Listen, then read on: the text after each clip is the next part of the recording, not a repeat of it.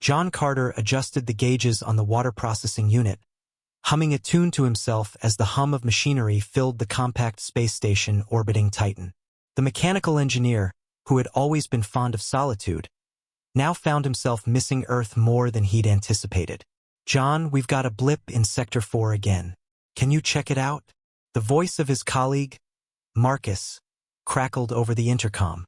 "On it," John replied, grabbing his toolkit. Sector 4 had been problematic for weeks, and whatever minor glitch was anticipated, it could mean hours of recalibration. As he maneuvered through the narrow corridors, he wondered about the persistent issues in that part of the station. It didn't take long to reach the sector, and he immediately noticed the unusual readings on the monitor outside the water tank. "That's not right," John muttered, tapping the screen. As he opened the panel to recalibrate the system, an unexpected shimmer of light caught his eye. It was coming from inside the tank, a sight that should have been impossible given the opaque nature of the storage units.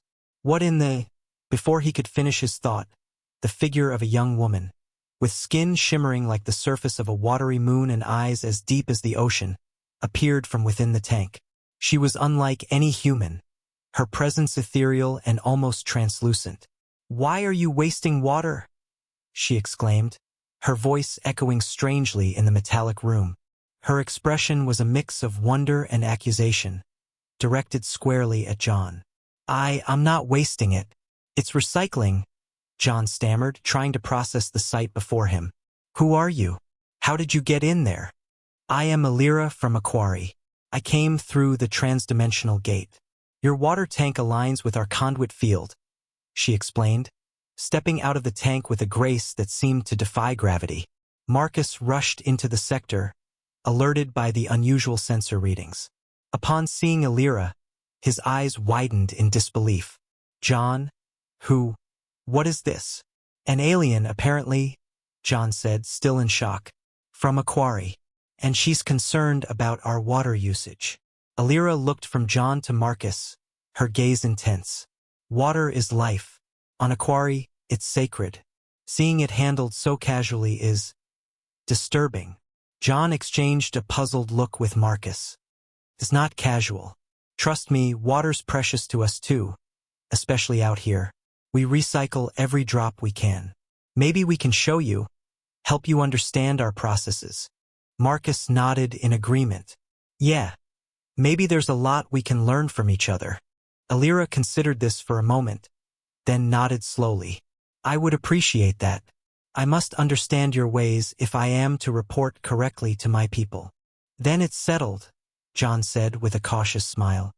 "Let's start by showing you our main control room. You can see how we manage our resources." As they walked toward the control room, John couldn't help but feel that this encounter might just be the beginning of something extraordinary. Not just a meeting between two people, but a first step towards bridging two worlds. He glanced at Alira, her curiosity evident in every glance she cast around the station. "So, Alira of Aquari," John started, eager to make conversation. "Tell us more about your world. What brings you to Titan?" As Alira spoke of her planet, John listened intently, fascinated by her tales and the serendipitous malfunction that had brought such an unexpected guest into their midst. Chapter 2: Cultural Clash. In the main control room of the space station, the air was tense with curiosity and cautious optimism.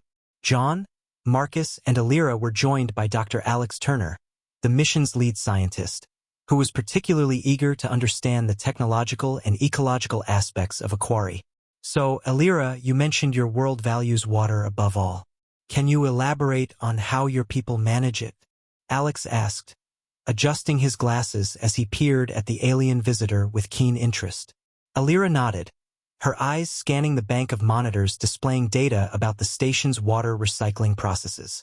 On Aquari, every community has a water keeper, someone who oversees the distribution and sanctity of water. Our technology isn't just about recycling. It's about reverence and careful usage. We use crystalline filters and energy fields to purify and energize the water, making each drop optimal for use. Marcus whistled softly. "Crystalline filters, huh? We use carbon and reverse osmosis here." Maybe we could learn a thing or two from your methods. John pulled up a schematic on one of the screens. Here's how our system works. We collect condensation, even the smallest particles, and funnel it through these filters here. Every drop gets cycled back into use. Alira leaned closer, studying the diagrams. I see. Efficiency driven by necessity. But do you not celebrate water? In my culture, every use of water is a small celebration of life. Alex chuckled.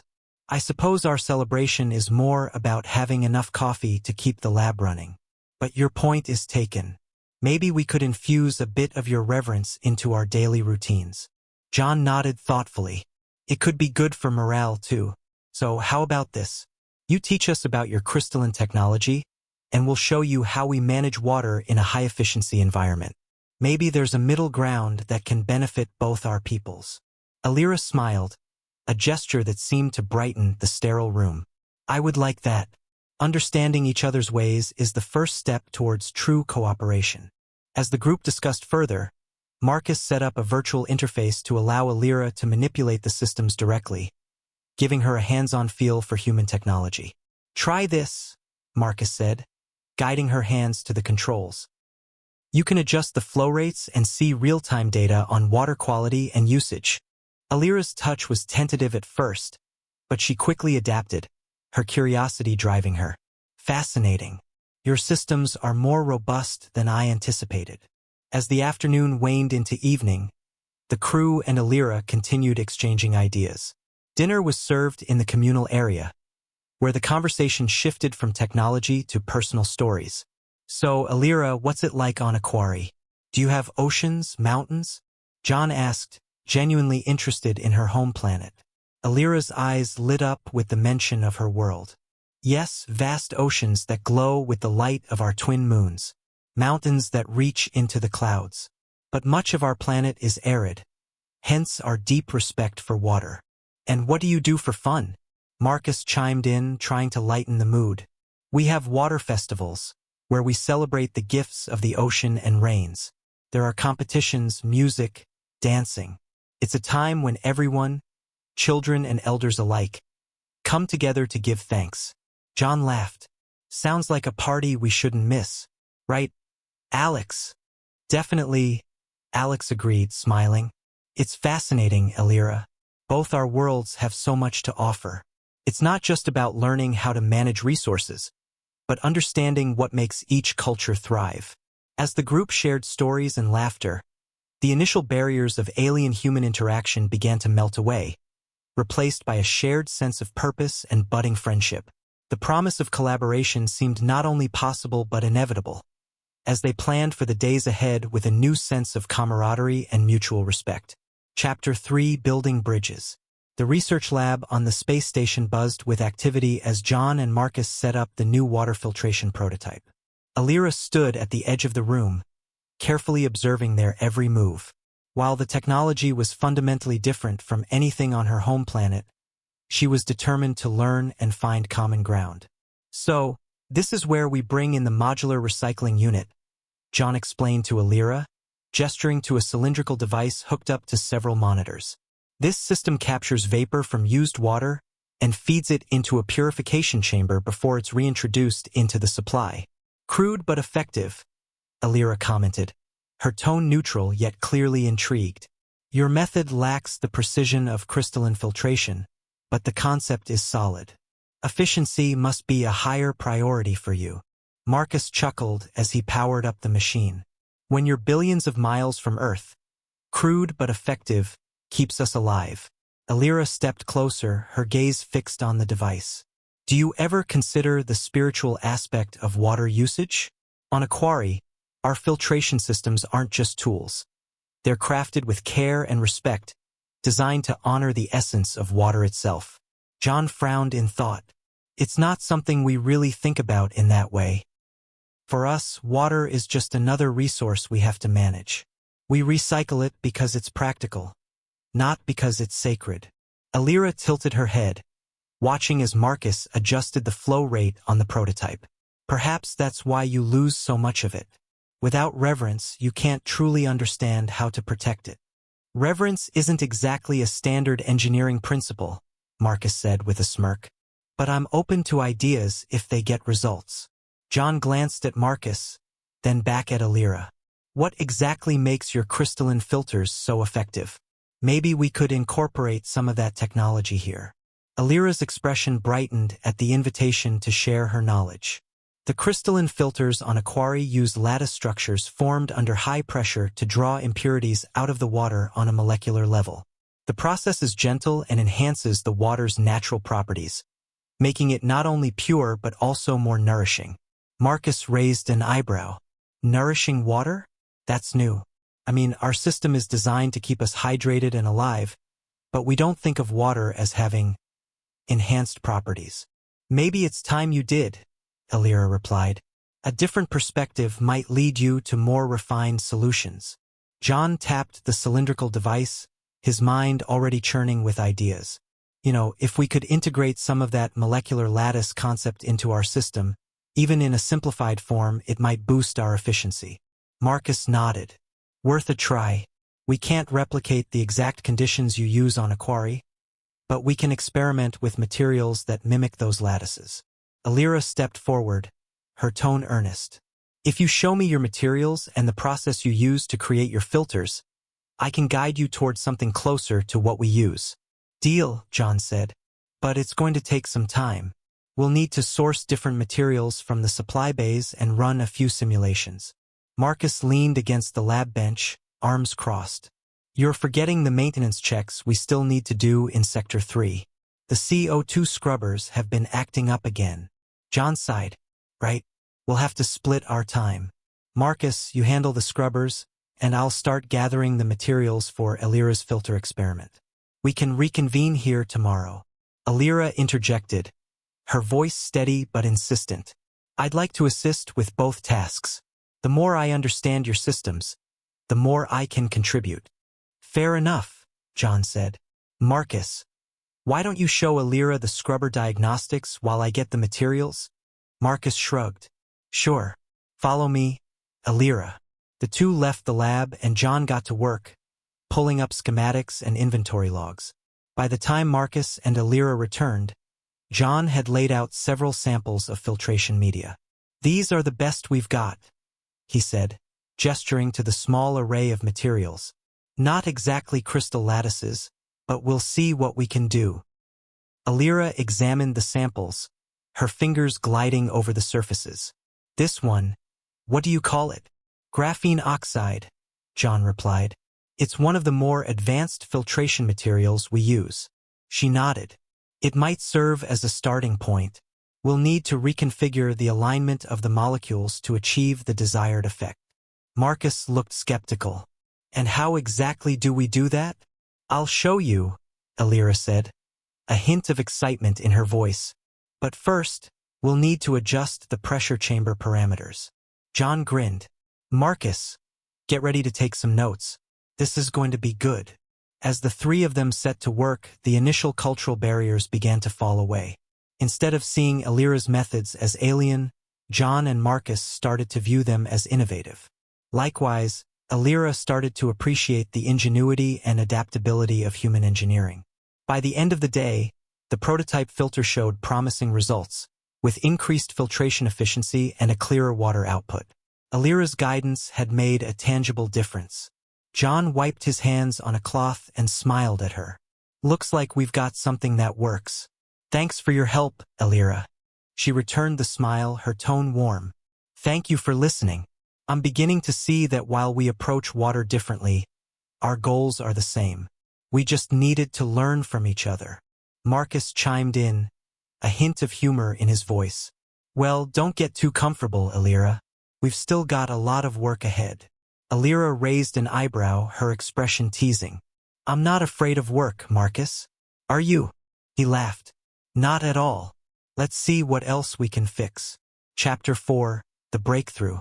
In the dimly lit engineering bay, the hum of equipment was the only sound as John and Marcus worked to integrate the new filtration module. Alira stood nearby, carefully monitoring the diagnostic screens. Every so often, she leaned in to offer suggestions, her keen observation skills proving invaluable. Okay, let's try increasing the pressure by another 5%, Marcus said, tightening the valve as he spoke. Alira stepped forward. If you increase it too much, the material structure might collapse. On a quarry, we maintain a gradual adjustment, giving the lattice time to stabilize. Good point, John said, nodding at Marcus. Let's bump it up by 2% first and see how it holds. Marcus sighed but complied, making the adjustment. This is why I stick to mechanical stuff. All these tiny margins drive me nuts. Tiny margins save lives out here, John replied. You want clean water or not? Alira smiled faintly, watching the two men interact. Their camaraderie was evident, built on years of working side by side. It reminded her of her own colleagues back home, the shared sense of purpose that bound them together. Despite their differences, she felt increasingly at ease in their company. A soft chime drew their attention to the monitor. It's holding, Alira said, pointing to the stable output graph. The filtration process is stabilizing at this pressure. Good. Let's run a flow test, John suggested. He moved to the control panel, typing in commands. The sound of water flowing through the new system filled the room. I never thought I'd get so excited over clean water, Marcus muttered, leaning against the console. But here we are. John chuckled. Well, you can thank Alira for that. Her lattice concept is what's making this possible. Alira tilted her head, her expression thoughtful. It's not just my concept. It's the collaboration. Without your expertise, I would never have been able to adapt the technology to your materials. Team effort, Marcus agreed. Though I'll be honest, I didn't think we'd get this far so quickly. John nodded, his gaze fixed on the readings. Yeah, me neither. I figured we'd still be troubleshooting flow rates. Perhaps you underestimated yourselves, Alira said with a smile. You're more adaptable than I expected. John glanced at her, caught off guard by the compliment. Thanks. Coming from you, that means a lot. Don't let it go to your head, Marcus quipped, nudging John with his elbow. We're still a long way from having a fully functional system. As the flow test continued, the mood in the room lightened. The initial tension between Alira and the crew had all but evaporated, replaced by a growing sense of trust. They found themselves talking not just about the project, but about their lives, their experiences, and their hopes for the future. So, Alira, Marcus asked as he checked the filtration pressure, what's the first thing you're going to do when we've got this system up and running? Alira considered the question. I'll present it to the Water Council on a quarry. If they approve, it could help restore balance to our planet's water cycle. It would mean a better future for my people. That's a pretty noble goal, Marcus said, impressed. I was going to say I'd celebrate with a steak dinner, but to each their own. John smirked. Let's just make sure it works first. Then we can talk about celebrating. As the hours passed, they refined the system further. Alira introduced small tweaks to the process, each one improving efficiency. By the time they ran their final test, the output was clear and steady.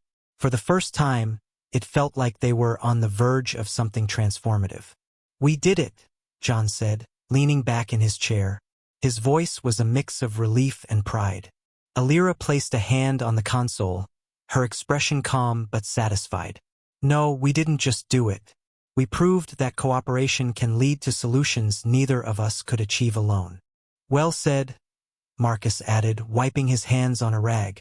Now, can we take a break? I'm starving. John laughed. Yeah, let's grab something to eat.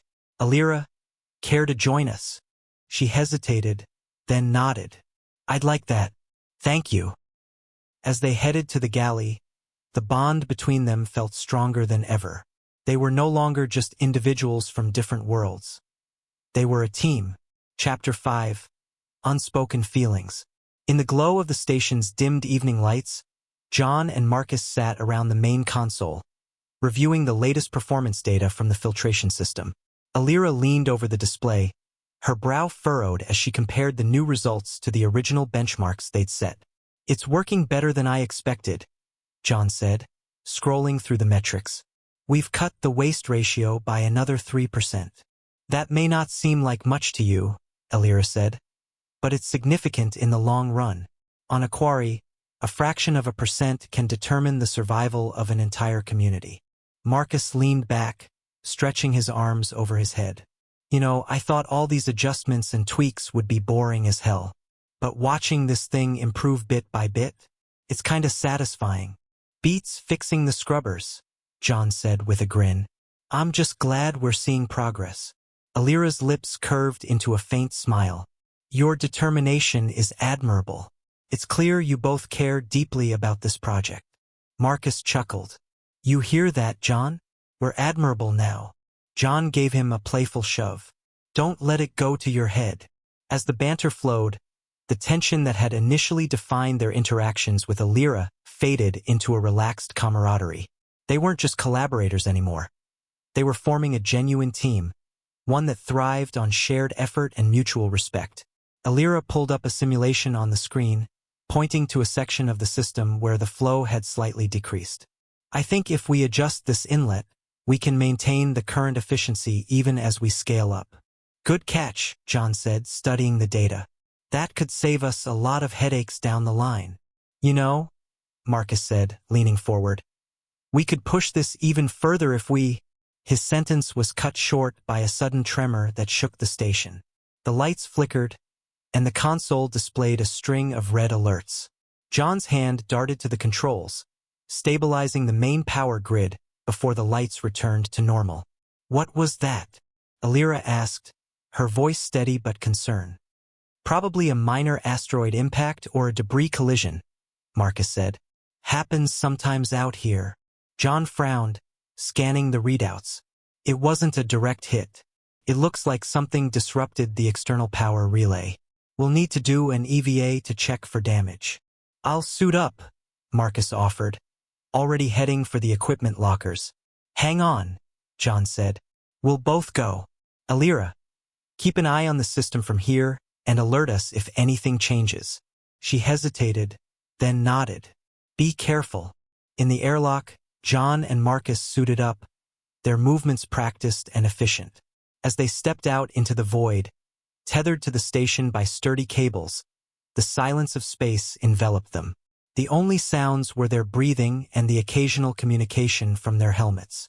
The external relay was in sight, a cluster of cables and panels attached to the station's outer hull. As they approached, John spotted a loose panel flapping slightly in the faint current of escaping air. There, he said. That panel's come loose. It must have caused the power fluctuation. Looks like the impact knocked it off its mount, Marcus replied. I'll secure it while you check the connectors. They worked in unison, their hands steady despite the weightless environment. As John tightened the connectors, he felt a strange calm wash over him. Out here in the vast expanse of space, their small efforts mattered. Each bolt, each cable contributed to the station's survival, just as each drop of water in their filtration system represented a lifeline. Good to go, Marcus said after securing the panel. How's it look on your end? Solid, John replied. Let's head back in. Inside the station, Alira was waiting, her relief evident as they entered the airlock and began shedding their suits. No more alarms, she said. Everything looks stable now. John smiled. Thanks for holding down the fort. It was the least I could do, she replied. You were the ones outside, exposed to the dangers. We're used to it, Marcus said with a shrug. Just another day on the job. Later, in the mess hall, the three of them sat together, sharing a meal and reflecting on the day's events. Marcus recounted a particularly harrowing spacewalk he'd done years ago, his animated gestures making Alira laugh. John, who had been quiet, finally spoke up. Alira, it's not every day we get to work with someone who sees things so differently. It's refreshing. She tilted her head, studying him. You mean someone who values water more than machinery? No, I mean someone who values it so deeply they're willing to teach us what we've been missing. It's changed the way I think about what we do here. For a moment, the conversation paused, a quiet understanding passing between them. Then Marcus cleared his throat, breaking the silence. Well, I'm calling it a night. You two keep chatting about water if you want, but I need my beauty sleep. John laughed, shaking his head as Marcus left. He never changes. Alira smiled softly. That's what makes him dependable. They sat in silence for a moment, the station's gentle hum the only sound. John found himself stealing glances at Alira, her profile serene yet thoughtful. She seemed so different from anyone he'd ever met, and yet there was something profoundly familiar in her presence. Thank you, Alira, he said quietly, for everything you've taught us. She turned to him, her gaze steady. And thank you, John, for being willing to learn. Though unspoken, the connection between them felt stronger than ever. It was a quiet acknowledgement that something meaningful had taken root, a bond that neither of them had expected, but one they both quietly cherished. Chapter 6: Acceptance and Denial. The steady hum of the filtration system filled the engineering bay as John, Marcus, and Alira reviewed the latest results from their new crystalline-enhanced filters. The data showed a remarkable increase in efficiency, with impurities being removed at a rate no one had anticipated. Marcus leaned back in his chair, shaking his head in disbelief. I'll admit it. I thought this whole crystalline lattice idea was going to be a waste of time, he said. But this is incredible. Alira glanced up from her tablet, her calm demeanor betraying a flicker of pride. I'm pleased it's performing as expected, though there's still room for improvement. Always room for improvement, John muttered as he scrolled through the performance logs. He shot Alira a brief, approving look. But this is more than we hoped for. Thank you. It's not just my work, Alira replied. You both contributed to this. I merely provided a new perspective. Marcus smirked. Well, your perspective just made our lives a whole lot easier. I'll take that any day. The three of them worked in comfortable silence for a while, their focus on fine-tuning the system's parameters. Yet as the minutes stretched into an hour, John found his attention wandering, not to the equipment, but to Alira. He watched the way her hands moved deftly across the controls, the way her expression shifted subtly as she considered a problem. Shaking his head, he forced himself back to the task at hand. Marcus, can you run another simulation on the lower flow rates? I want to see how it holds under sustained output. Marcus grunted. Sure thing. He leaned over the console, typing commands into the system. Alira noticed John's distracted expression. Is something wrong? What? No, nothing's wrong, he said quickly, looking away. Just running through scenarios in my head. You seem preoccupied, she said, her tone neutral but curious. I'm fine, John replied, perhaps a bit too hastily. He could feel Marcus glance at him out of the corner of his eye, but his friend wisely said nothing. The simulation completed without issue, the results further confirming the filter's improved efficiency. As they wrapped up their work for the day, Marcus stretched and stood. I'm calling it. We've done more than enough for one shift. Alira hesitated. There's still more we could refine. Tomorrow, Marcus said. Even machines need a break, Alira. Besides, John looks like he's about to short-circuit. I'm fine, John repeated, though his attempt at sounding casual fell flat. Marcus chuckled. I'll see you two later. Try not to stress too much. With that, he left the room, leaving John and Alira alone. Alira turned to John, her expression unreadable. You're sure nothing's wrong? He sighed, running a hand through his hair. It's nothing important. Just a lot on my mind. That's all. She regarded him carefully, then nodded. If you need to talk, I'm here. For a moment, neither of them spoke.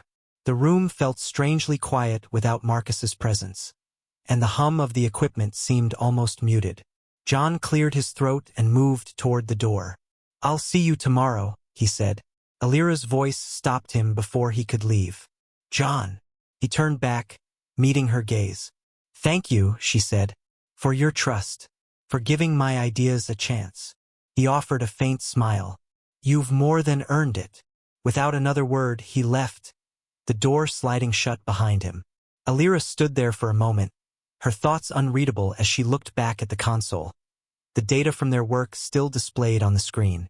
It was progress, but she sensed that something unspoken lingered between them, something she couldn't quite define. John, walking down the station corridor, couldn't shake the feeling that he had left more unsaid than he should have. The work they were doing was important, groundbreaking even. But as much as he tried to focus solely on the mission, he couldn't ignore the growing connection he felt to Alira, something that both intrigued and unnerved him. Reaching his quarters, he leaned against the bulkhead and let out a long breath. He knew he needed to sort out his feelings before they started affecting his work. But how could he, when every interaction with Alira seemed to stir emotions he hadn't felt in years? As the station settled into its nightly rhythm, John resolved to keep his mind on the task ahead. There was too much at stake to let personal feelings get in the way.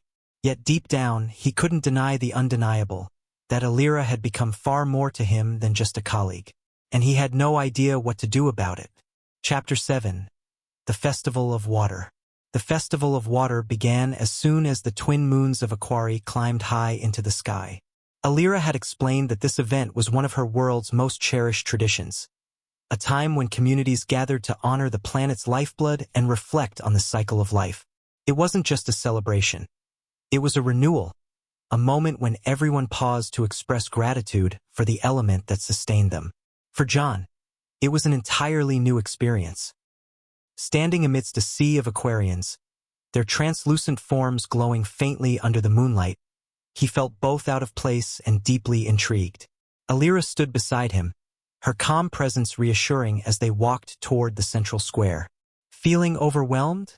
she asked softly. "A little," he admitted, glancing around. "It's a lot to take in. This festival, this entire tradition, is so different from anything we have on Earth." "You may not celebrate water in the same way," Alira said, "but you do honor your environment in other ways. I've read about your conservation efforts, your parks, your ceremonies that respect the natural world. The differences aren't as vast as you think." He nodded, though he wasn't entirely convinced. This felt sacred, beyond anything he'd experienced before. The Aquarians were draped in shimmering garments, their movements graceful as they poured small amounts of water into large, intricately designed basins. Each gesture seemed deliberate, almost reverent. Alira stopped beside one of the basins and gestured for him to watch. "We begin by offering water to the greater cycle. This basin connects to our aquifers, symbolizing our respect for the source." John watched as she poured a clear vial into the basin. The water rippled, and a faint light glowed from the basin's edges. The Aquarians around them murmured something that sounded like a prayer, though the words were melodic, almost like a song. "That's beautiful," John said after a moment. Alira smiled. "It's not just for show. This ceremony helps us remember that we are part of the cycle, not separate from it. When you see water as a partner rather than a resource, you treat it with care." As the festival continued, the atmosphere shifted from solemn to celebratory. Music filled the air, a flowing, harmonious sound that seemed to resonate through John's chest. He watched as Aquarians danced, their movements fluid and hypnotic.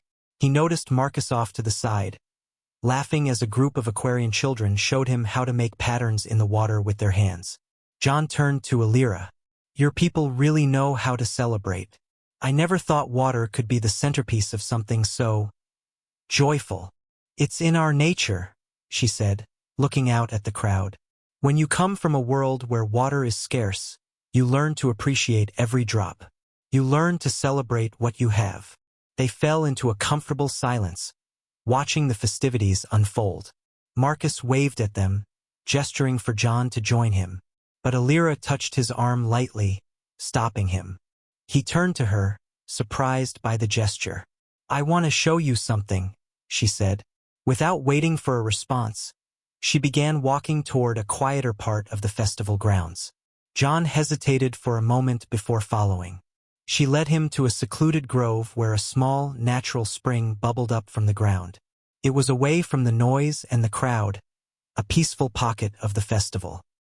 "This is where I come to reflect," she said, kneeling by the spring. "I thought you might like to see it." John crouched beside her, the sound of the water soothing in the stillness. "It's beautiful," I can see why you come here. Alira looked at him, her gaze steady. You've come a long way from seeing water as just a resource, John. I can tell. He met her eyes, feeling a sudden warmth that had nothing to do with the festival. I think you've had a lot to do with that.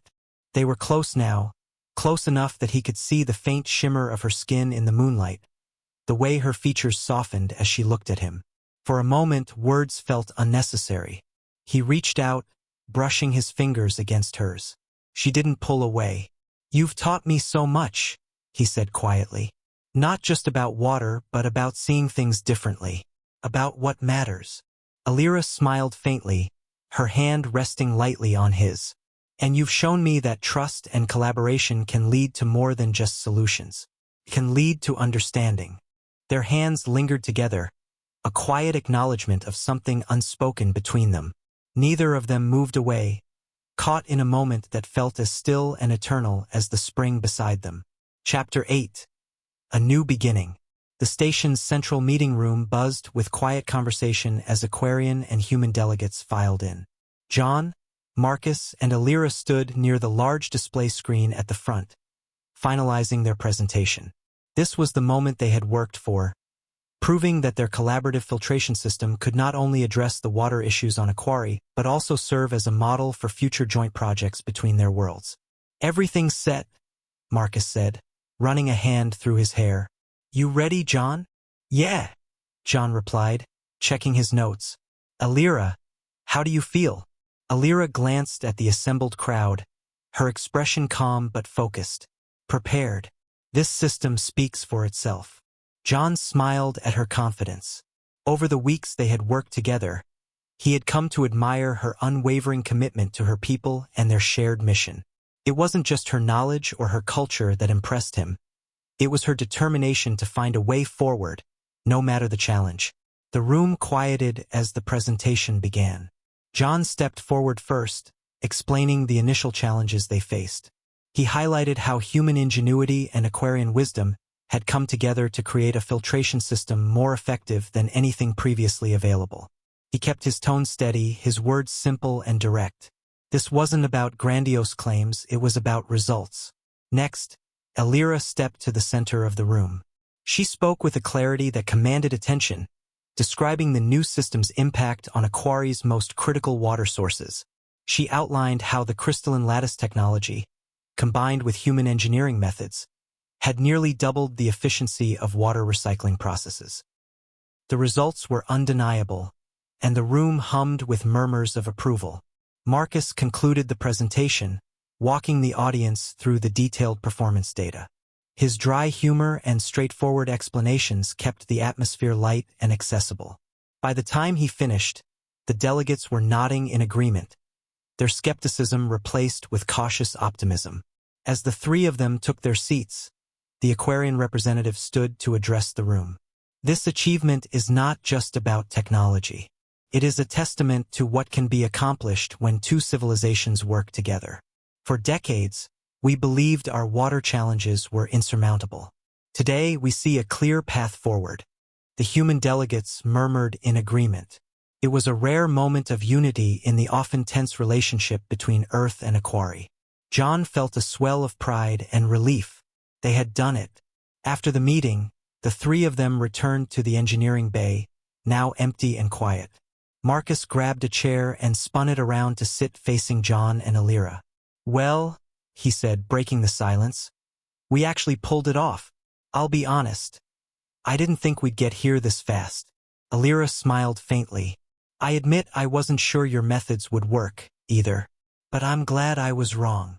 John leaned back against the workbench, crossing his arms. It's not every day you get to do something that matters this much. We didn't just fix a system. We proved that we can learn from each other. Marcus nodded. And if we can do this, who knows what else we can tackle together? There was a moment of quiet as they all reflected on what they had achieved. Finally, Marcus stretched and stood up. Well, I'm gonna grab a celebratory meal. You two coming?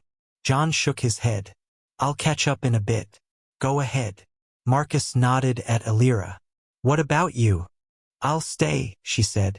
There's still something I'd like to review. Marcus left with a quick wave, leaving John and Alira alone in the quiet engineering bay. For a moment, neither spoke.